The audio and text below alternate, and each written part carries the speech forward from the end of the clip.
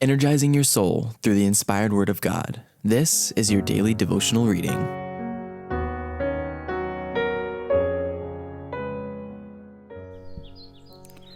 Our Daily Bread, Testimonies for the Church, Volume 1, February 25th. Reason Ellen White published Personal Testimonies. O Shepherd divine, I know thou art mine. I hear thee say, follow thou me. Thy message today illumines my way, the spirit of prophecy. I thrill at thy marvelous love to thy sheep, the way thou dost lead to the still waters deep. One staff and one rod, one fold and one God, my shepherd, I follow thee. Reason Ellen White published Personal Testimonies. Open rebuke is better than secret love. Proverbs 27, verse 5.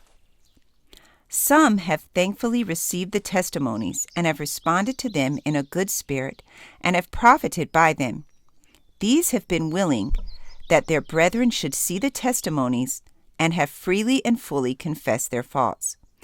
Others have acknowledged that the testimonies to them were true, but after reading them, have laid them away to remain in silence while they have made but little change in their lives.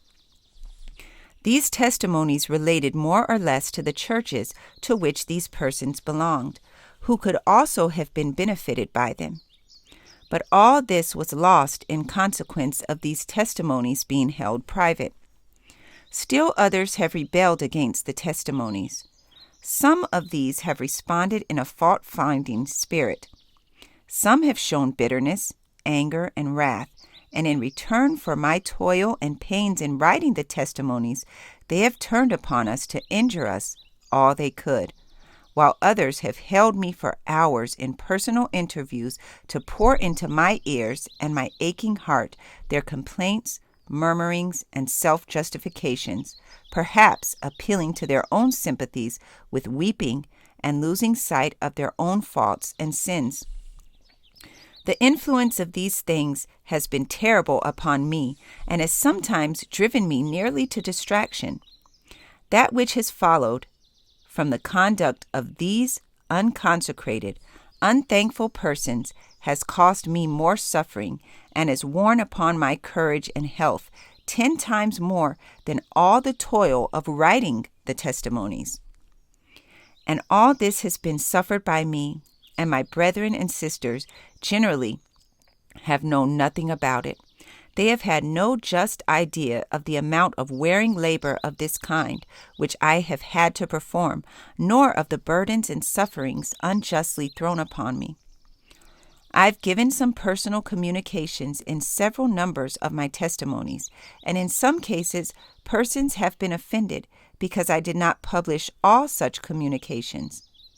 On account of their number, this would be hardly possible, and it would be improper from the fact that some of them relate to sins which need not and should not be made public. But I have finally decided that many of these personal testimonies should be published, as they all contain more or less reproof and instruction which apply to hundreds or thousands of others in similar conditions. These should have the light which God has seen fit to give, which meets their cases.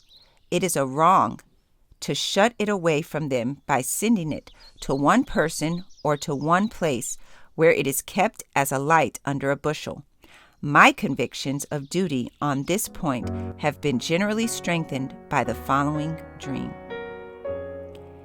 This passage was taken from Testimonies for the Church, Volume 1, pages 630 and 631. Our Daily Bread. Maranatha, the Lord is coming. I encourage you to be ye doers of the word and not hearers only. Thank you for listening, and be sure to join us tomorrow for your daily devotional reading.